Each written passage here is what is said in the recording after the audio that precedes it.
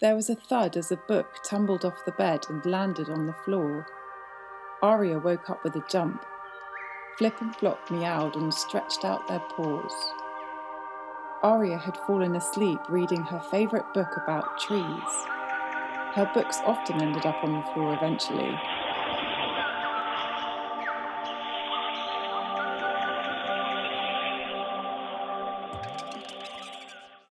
It was still early, but Aria was awake now and couldn't get back to sleep, so she decided to get up.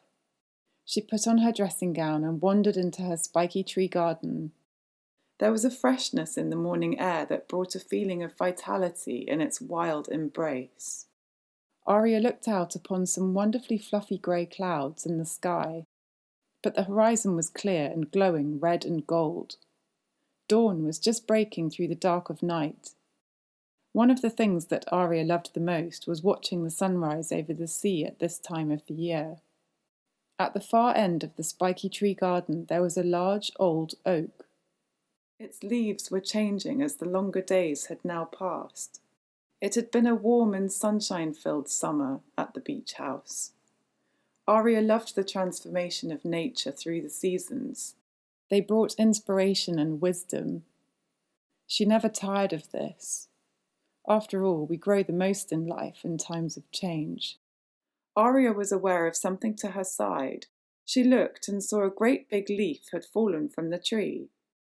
As it landed, it made a little sound on the path, as it was so dry, yet bursting with radiance. Welcome to autumn at the beach house. Good morning, Harold, Aria said as she jumped over her beloved tortoise. Harold had just headbutted an acorn and was chasing it as it bounced down the path. Aria was still feeling a little sleepy, so she sat quietly for a moment and watched the changing sky. Above the sounds of the sea, Aria could hear singing. As she looked out, she saw 3 little wooden dugout canoes laden with fresh fruits and vegetables. It was the harvest market today in a nearby village. Aria waved to the women as they sang in their harmonies on the water. Paradise had noticed Aria was awake, and he flew over to one of the palm trees to be close to her. Flip and Flop were on their way to join Aria too, but they had got a little distracted by Harold and his acorn game on the garden path. The sun was now almost ready to show itself. Aria put on her wetsuit, scooped up her paddleboard that was resting against one of the spiky trees. "Come on, Paradise, let's join the sunrise," Aria said. Paradise flew on ahead like a beautiful painting in motion, and Aria ran down the sandy beach to the sea. The water was glassy and clear. As she paddled, the sun rose up over the horizon. The sea reflected the colours of the sky so beautifully it was like a mirror. Aria took a deep breath and stretched out her arms and closed her eyes as the sunrise drenched itself on her skin. As Aria opened her eyes and looked upon the welcome light of this new day, she quietly said, "Thank you." A large ray gracefully swam underneath Aria's board like a gentle but giant autumn leaf in flight. "Wow," Aria said as she watched it glide. As Paradise swooped and sailed through the sunrise sky with such effortless majesty, the two almost mimicked each other from the sea and the sky, Aria thought. Paradise flew down and landed on the paddleboard. He liked to sit and watch the water as it sparkled. There were some smaller shoals of silver fish swimming in formation. Suddenly, a much larger fish jumped out of the water right in front of the board. Paradise flapped his wings and flew off immediately far out across the ocean. Aria laughed at what had happened and lost concentration with what she was doing. The board wobbled a bit and she fell into the sea. The water was a little refreshing, but it was a wonderful way to start the day. "Well, that turned the lights on," Aria said to herself as she jumped back onto her board, feeling a lot more awake. Paradise continued to glide across the tranquil hues of the sunrise sky. "The unbreakable love that nature so beautifully defines," Aria said, as she trailed off in thought and paddled back to the beach. Aria put on some dry things and picked up a little glass jar filled with oats and fresh fruit that she had grown. This one was fig and apricot with lemon zest. She went into her spiky tree garden and got into one of the hammocks to have some breakfast. Delicious, Aria said as she thoroughly enjoyed her breakfast while watching the seagulls in the trees. The oak felt like home to Aria. She remembered her grandmother would talk about this tree when she was a child. Aria wondered how old the tree was and how it had got there. She looked at it for a while, deep in thought. Then she heard a familiar voice. Aria looked out across the sand, and there, in a long wooden dugout canoe, was River. Aria ran down the beach and helped River to bring the canoe onto the shore. "Good morning, River," Aria said. "Morning," River said with a grin. River had brought some musical instruments that he had made, carved out of wood, to take to the harvest market. "You have been busy," Aria said, as she scanned the assortment of delights. "What's that one?" Aria said as she pointed to a funny-looking piece of wood that was very small. "I'll show you," River said as he picked it up and put it to his lips. There came the most beautiful sound like a tropical bird. "Wow," Aria said. "Here, you have a go," River said as he showed Aria what to do. Aria put it to her lips, but instead of making a tropical bird song sound, she got more of a buzz noise that made her lips feel strange and made her laugh. "Oh, it's not that easy, is it?" Aria said, still giggling. "You'll learn," River said with a smile. Aria and River walked up the beach to the spiky tree garden, and Aria got out some baskets full of fruit. "We've got apples, figs, apricots. Oh, and a few pears too," Aria said to River. Lovely," River said as he bit into a lovely juicy fig.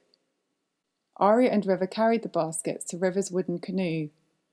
They got their things and Aria jumped into the front while River did a run and jump and landed just behind her. "To market," River exclaimed. "To market," Aria said too. Aria, River, and Paradise made their way along the glassy water in the morning sunshine to the harvest market. It wasn't too far, but it was far enough. They came to a beautiful little bay that was full of lots of other wooden canoes. River's was a little different to all the others, as he had carved the head of an eagle into the front of it. There was a slight mist across the glassy water in the bay. The air was filled with the smell of wood smoke. Aria and River paddled fast to get the canoe onto the beach. River jumped out alongside as it grounded itself onto the seashore. Aria jumped out and they pulled it up a little way from the water. The bay was full of trees that went right up to the sand. It was lovely. "We are in good company," River said, pointing to the trees. "Yes," Aria said. "As we all know, the trees are our friends." Aria took a deep inhale and said, "Autumn is here." "It sure is," River grinned as he sank his teeth into another juicy fig. Aria and River were warmly greeted by the happy folk at the harvest market.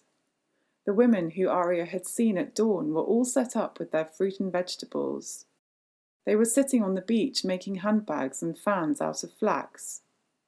Aria loved watching how they made these, and she loved listening to them sing. One of the women noticed Aria and she beckoned for her to come over.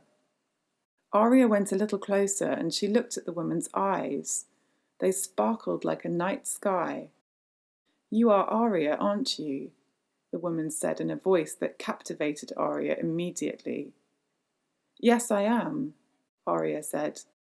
"I knew your grandmother," the woman said. Aria felt her eyes sting a little as she had not expected her to say that. Aria was quiet, but her eyes smiled as they connected with each other. The woman was old with wonderfully wrinkly skin. Her face was covered in interesting tattoos. She had long black hair tied up in a bun. "Your eyes are so beautiful, black as night, but they glisten with light," Aria said. The woman smiled warmly. "I would like you to have this," she said, as she handed Aria a rolled-up mat made of flax. How kind of you, Aria said with surprise and gratitude.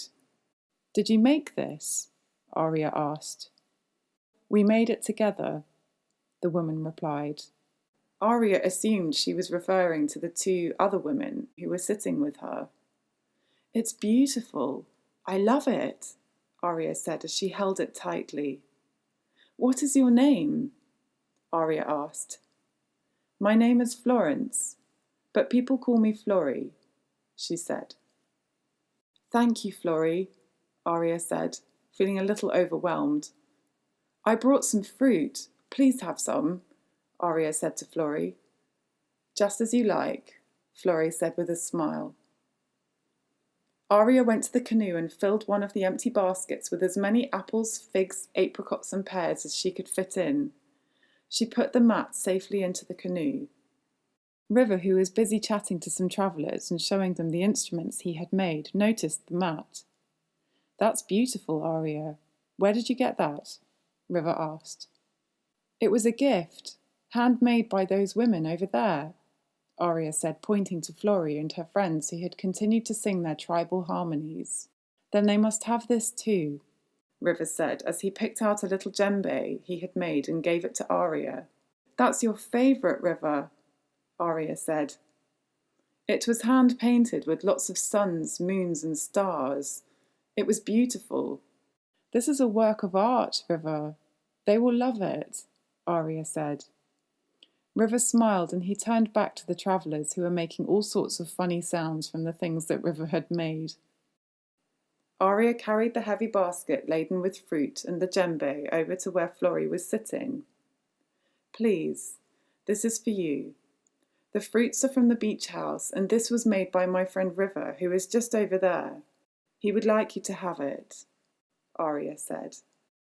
Florrie looked at the basket, and her eyes lit up and her face seemed even more beautiful than before. Thank you. It's been a long time, Florrie said. As Florrie picked up one of the figs and held it in her hand, Aria noticed that she had tattoos of stars in the palms of her hands. It was a good day when we planted this tree together, Florrie said as her eyes met Aria's.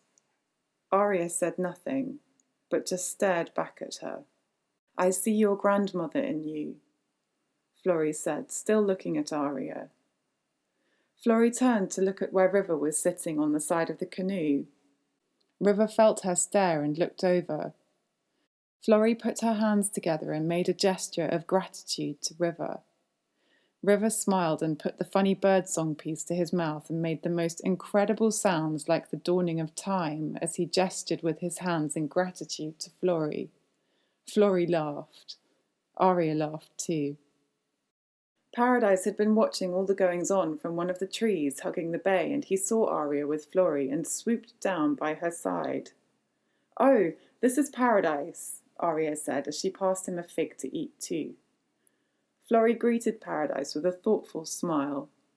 It is as though time has not passed, Florrie said, as she watched Aria and Paradise together.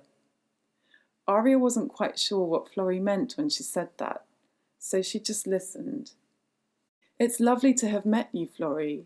Thank you so much for my gift. Happy harvest to you all, Aria said, and she stood up to go. Happy harvest to you too, Aria, Florrie said. The other two women smiled and waved lovingly to Aria as they continued to sing their tribal harmonies, sitting on the sand by the sea making their bags of flax. Aria looked around. There was a lovely log fire on the beach where a man was cooking some fish he had caught earlier that morning. There were lots of wooden canoes, all in rows, filled with coconuts, watermelons, vegetables, carvings, paintings. There were all sorts of things. Everyone was exchanging what they had made or grown with each other. Aria stood for a moment to take in the atmosphere. It felt good. It felt right. River had now managed to attract quite a gathering around his fun and unusual musical instruments, so he picked up his guitar and strummed a sound of attention. He waited. He grinned. The music began. There was drumming, tambourines, bird sounds, and all sorts of noises. Paradise happily watched it all from a low-lying branch. Aria was going to go and join them when she found herself looking at a hummingbird. It was hovering right there by her face, looking back at her. "Oh," Aria said as she stopped and watched this tiny little thing flapping its wings at such effortless speed. The hummingbird flew round and around Aria's head. She tried to turn with it, but it was faster than her and she got dizzy and started to laugh. Then the hummingbird started to fly up a little path, away from the beach. Aria loved hummingbirds. Her grandmother had loved them too. She used to tell Aria wonderful stories about them when she was little. Aria was so distracted by this little thing that she found herself following it up this tiny sandy path, through the trees and into the forest. The hummingbird was joined by two more, and they did a little fluttery dance and then they were off. Gone. Aria suddenly felt an awareness come into her being as she looked around. She had been so busy following the hummingbird that she had not realized the beauty of her surroundings. "Stunning," Aria said softly, as she turned and looked at the trees. It was a forest of paint and intensity, like an expression of exquisite antique indulgence. This was a sight one could only see at this time of the year, for the sun enhanced the intensity with such genuine lucidity in a way that it simply could not at any other time. The trees were incredible.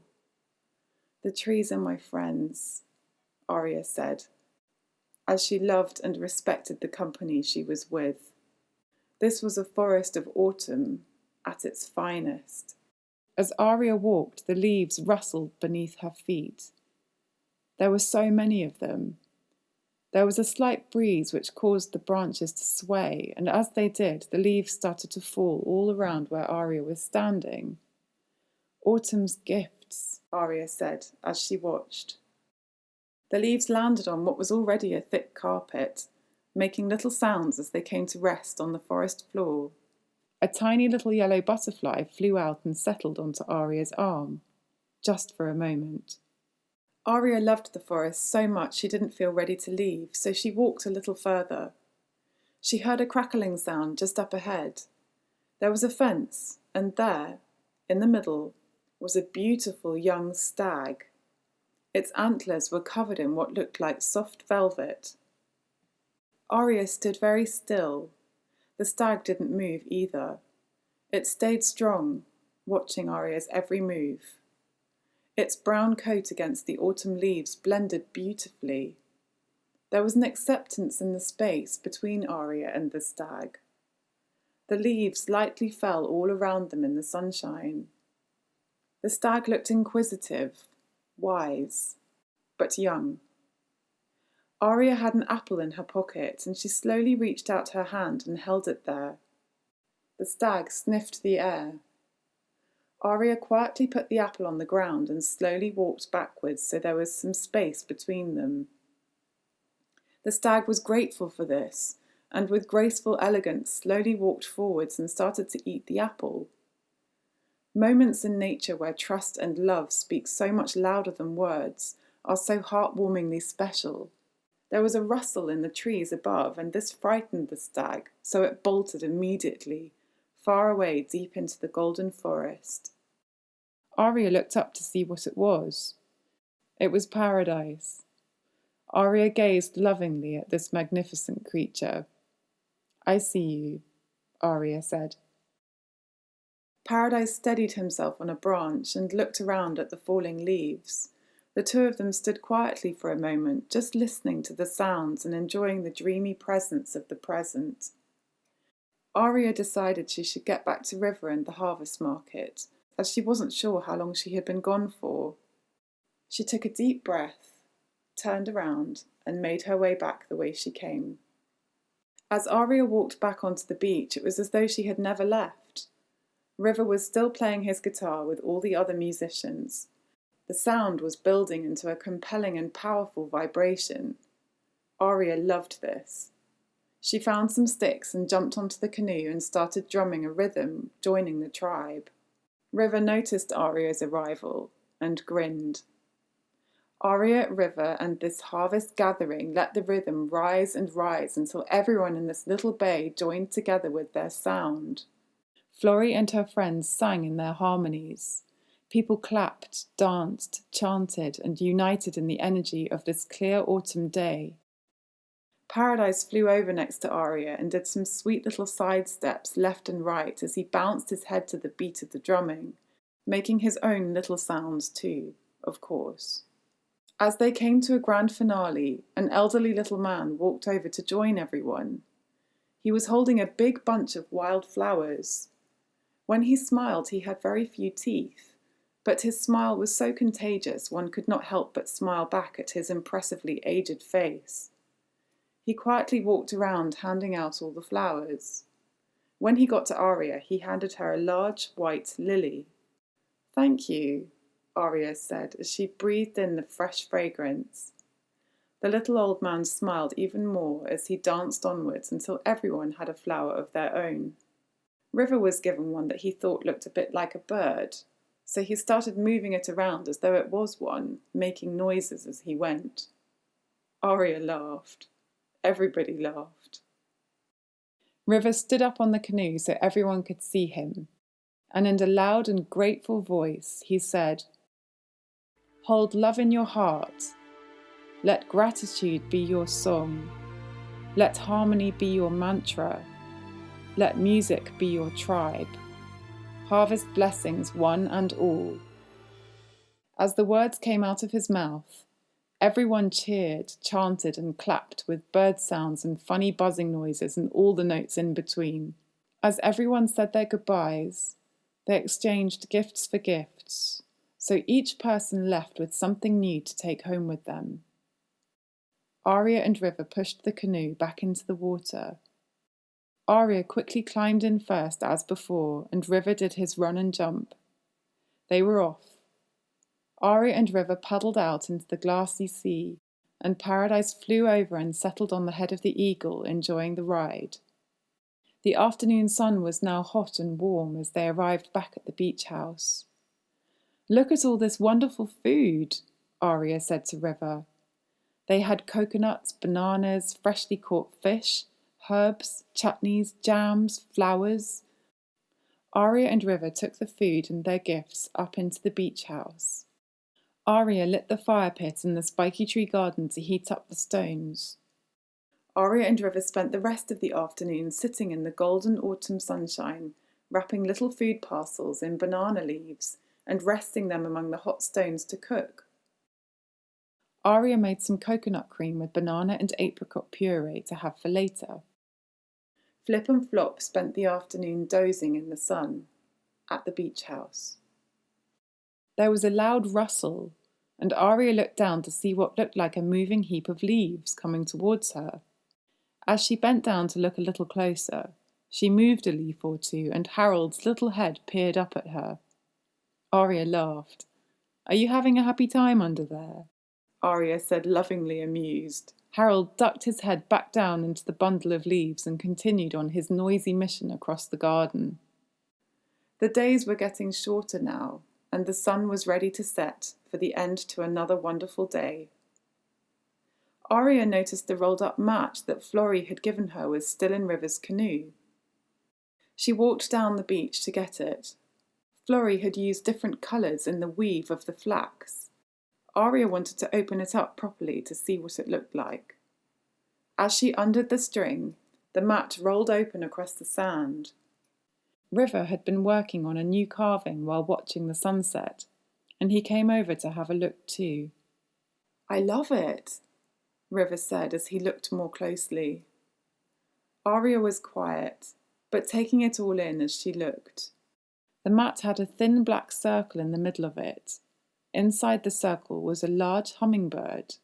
It had been hand-painted. All around the edges of the hummingbird there were pictures of lotus flowers, stars, the moon, and the sun. To the right was a peacock. At the bottom there was an eagle. To the left, a stag. And as Aria looked to the top, a wolf. Underneath the hummingbird in the centre there were some words. It said, "Let joy reside in all things. Listen to the birds. Listen to the trees. They know the way." "It's beautiful," Aria said softly. She was still very quiet. In the four corners of the mat there was a drawing of a leaf. It was an oak, just like the ones here at the beach house. Aria carefully rolled the mat back up again and tied it up with the string. As the sun was just about to disappear beyond the horizon, it looked huge. Everything around went gold. Aria turned to look at Orbie, her little yellow car. He hadn't been anywhere today, but being home together at the beach house was just as good. Orbie radiated his yellow sunshine vibes, and Aria smiled. Aria and River watched in silence as they sat together on the sand, and the waves gently rolled upon the seashore. As the last of the sun disappeared, River jumped up and with a humorous bow gestured. "Dinner is served." Aria laughed. "Yes, let's eat," Aria said. And they both ran up the beach into the spiky tree garden. Aria lit all the lamps and candles so the garden twinkled and sparkled. River started to reach into the hot stones to take out the baked food parcels in their banana leaves, every now and then tossing one into the air as they were way too hot to touch. Next to the stones, a large pot had been bubbling away that Aria had hung on a metal rod to cook. Aria lifted the lid to give it a stir. The dal is ready too," Aria said as she tasted a little from the spoon. "That smells amazing," River said. Aria and River sat down on some large cushions with some warm rugs and started to open what they had made. Paradise flew into the tree above, and lots of lovely large leaves came spiralling down around them, glistening like gold as they caught the light. Flip and Flop purred and meowed as Aria opened a parcel she had made especially for them, using the fish that they had been given that day. Paradise enjoyed some spinach, coconut and banana in his one, with a sprinkling of pecan nuts too. It was lovely to have so many flavours to choose from. Rice with coconut, coriander and lime, spiced apricot with avocado and lemon, plantains with coconut and chili, mushrooms with garlic, and of course the delicious dal. As they reached their fill, Aria and River sat together by the light of the fire, watching the twinkling stars above them in the night sky. River got up to stretch his legs. "Oh, wow! Aria, look!" River said. Aria reached up her hand and River pulled her up to her feet. "Look," River said, pointing to the sea. As Aria looked to the shore, the waves were breaking into what looked like a million stars, shimmering onto the shore and then vanishing again. "Phosphorescence!" Aria exclaimed excitedly. Without a second thought, Aria and River ran through the spiky tree garden and onto the beach to the sea. Aria scooped up the seawater into her hands and watched it dance like liquid light. River ran into the sea and just dived right in, creating splashes of scattered light everywhere he moved. Aria loved this, and she ran into the sea too, swirling her hands and spinning around, watching the glittering lights as she moved. As they swam under the surface, both Aria and River illuminated through the water. It was incredible. "You have stars in your hair, Aria," River said as he watched her swim. "We are all made of stars," Aria said as she flicked the water up in the air. "Yes," River said. As Aria and River swam around in the phosphorescence, Aria could hear a sound when she went underwater. "River, listen," Aria said. "On 3. 1, 2, 3, Aria said. Aria and River took a deep breath and went underwater. As they listened, they could feel the most incredible vibration of rhythm and pitch all at once going right through them. It was like they were lying on a speaker as it reverberated in rhythmic sequences of sound through the water. They came back up to the surface and caught their breath. "What is that?" River asked. "It's a whale," Aria said excitedly. "I've heard about them as my grandmother used to tell me stories from when she was little. But I've never seen or heard one out here before," Aria said, brimming with wonder for the world. "Did you know," Aria said, as she started telling River all about whales. The water was cold, and they were shivering, so Aria and River ran back up to the beach house to get some towels. Aria turned back to look at the sea. River looked too. There, out of the night, there was a great splash of light, and a huge humpback whale rose up high out of the water and breached right there by the beach house. The phosphorescence whooshed and sparkled all around as it went. "Live your dreams, eh? Well, that was definitely one of them," River said as he hugged into his towel. Aria put the kettle on and got out some dry clothes for them to change into. River sat back down by the fire and picked up his guitar and played some songs. Aria made them both a mug of warm coconut, cinnamon and ginger with a sprinkle of nutmeg. She got out the dessert that she had made earlier too. Aria joined River by the fire with some warm blankets. She picked up her bongos and started to play. Flip and Flop curled up on the cushions next to Aria and fell fast asleep. Paradise nestled into the fig tree next to Orbie and settled down for the night. Harold had finally stopped rummaging around in all the leaves and had settled by the basil plant and was watching the candles as they danced. The leaves continued to fall all around them as Aria and River played their music into the night. The trees, when shown in black and white, their leaves like stars, kiss the night.